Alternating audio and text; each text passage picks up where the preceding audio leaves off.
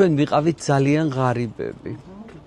დიდარი ნათესავი მყავდა ერთი, რომლის სახლშიდაც მის ვლაზე იყო ოცნებები, რომ მიხვედი ფანჯარასთან რომ გაგვატარებდა დედაჩემი, შოქში ვიყავი, რომ იქ გავიარეთ. ერთი დღეც არის და მივედით, შევედით. 5 წლის ვარ. სკოლაში მივდივარ მომავალ წელს. და რას ვხედავ? ლოჯში ფარდა კიდია. აი დავინახე პირდაპირ როგორ მაცვია ეს ფარდა. ჭრელი, დიდი ვარდები, გიორგინები, ადგილებში იაიები, სასწაული, აი როგორ ვერაფერი მე ვერ დავინახე იმ სახლში. გამოვედით იქიდან მე და დედაჩემი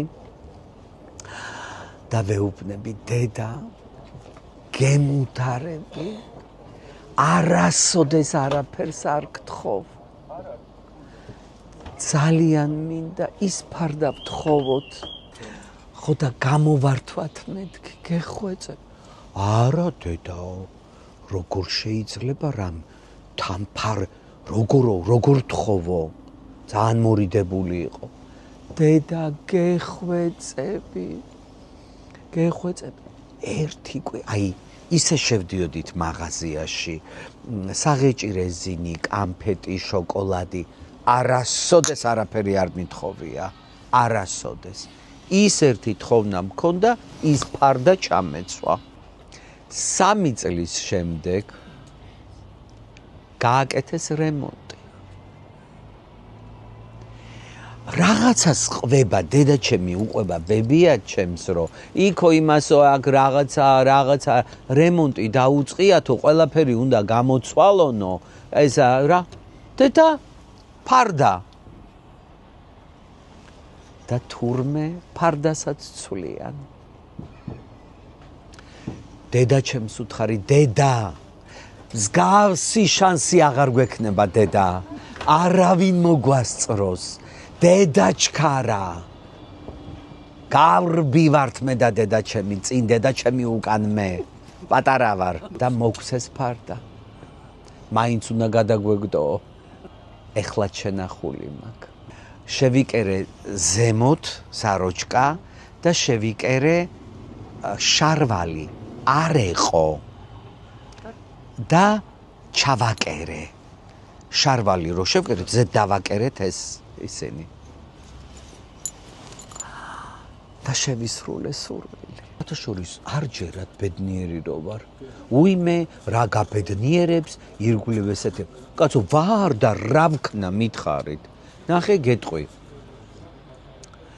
ვარ ბედნიერი იმით რომ შვილები მყავს იდეალური ვერ ვურეკავ ვერ ვნახულობ აი ვერ ამაკ თუ არა არ კი არა ვერ დამირეკავენ მომიკითხავენ მაგცევენ ყურადღებას იციან ჩემი ხასიათი ანუ რა ვქენი იცი გავაგებინე ჩემ შვილებს მე როგორი ვარ რამე დაჭირდებათ ყველაფერს გაუკეთებ ოღონდ იციან რომ არავისთან არ უნდა მივიდე მათ გამო რომ სამსახური დაიწყე ეს გამიკეთე ის არ შემიძლია აი ახლა რომ ვამბობ ამას მთელი ქვეყანა ნახავს ხო ვერ იტყვის ვერც ერთი ადამიანი რომ მე ჩემ შვილზე ან შვილიშვილზე სადმე მივედი რამეზე სათხოვნელად ვეუბნები რომ გააგზავნე CV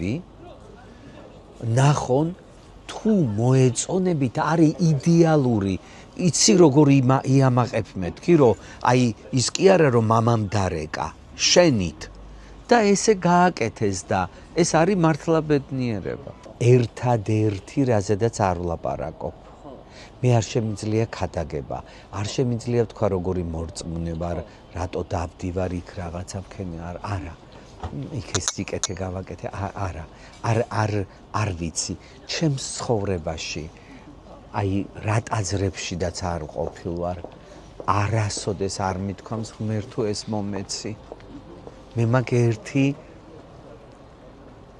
ჯადოსნური სიტყვები. ღმერთო, რაც მე მინდა შენზე კარგად არავინ არ იცის და მომეცი ის, რაც მჭირდება. სკოლაში არ ვარ შესული.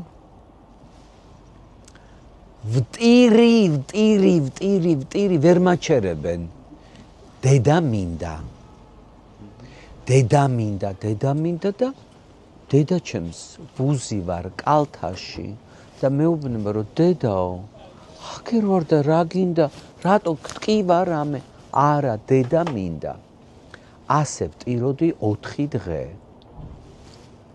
ბებიაჩემს უთხრა ვიღაცამ, რომ მოდიო მონასტერში წაიყვანეო, ჩვენი სახლი პირდაპირ ძალიან შორს მღვიმევის მონასტერს უყურებს და ყოველ დილით ბებიაჩემი პირჯვარს იწერდა ხოლმე ძალიან ისე გამოხატულად და ეს იყო, მეტი არაფერი არ ვიცი, არც ღმერთზე, არაფერზე. და ვიღაცამ უთხრა რომ მონასტერში წაიყვანეო და წამიყვანა ბებიაჩემ მონასტერში.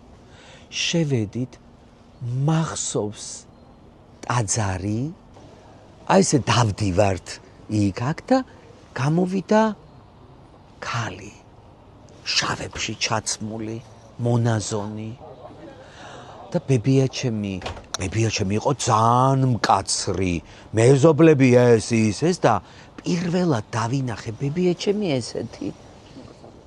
დედაო, აი ესეო ბავშვიო, სუტირისო, დედა უნდაო. ეს მონაზონი ისეთი სახით უყურებს, რომ გონია რომ დედა არ მყავს, ან გაიქცა, ან რაღაცა. დედაო, სად არისო? არაო, კალთაში ჩაისვავსო და აი ესე ტირისო. და დედა მინდაო. გასაგებია. დედა ღვთისმშობელი უნდა და ტირისო და გამოიტანა აი ამ ხელა ხატი. ეხლაც ჭიათურაში მაგ აბედასოკოა და იქ დევს ეს ხატი. და აი ეს ხატი დედა ღვთისმშობელი, ეს არის დედა და თან ჩამრჩა რომ დედა ღვთისმშობელი უნდაო და აი იქიდან მოყოლებული, რა თქმა უნდა, ვეზიარები, ბევრი ტალახიც მიმიღია, იმიტომ რომ წარსულში რომ მკითხაობდი, მე ეს ყველაფერი დავტოვე, აღსარება ვთქვი, მოვინანიე, მაზიარეს და ხალხმა არ მაპატია. მაინც მაძახებდნენ და მე ვიტანჯებოდი. მე კიდე აღარ მაწუხებს. ვეზიარე და აი ეს ჩემთვის საკრალური მდგომარეობა, ეს და არ ვსაუბრობ.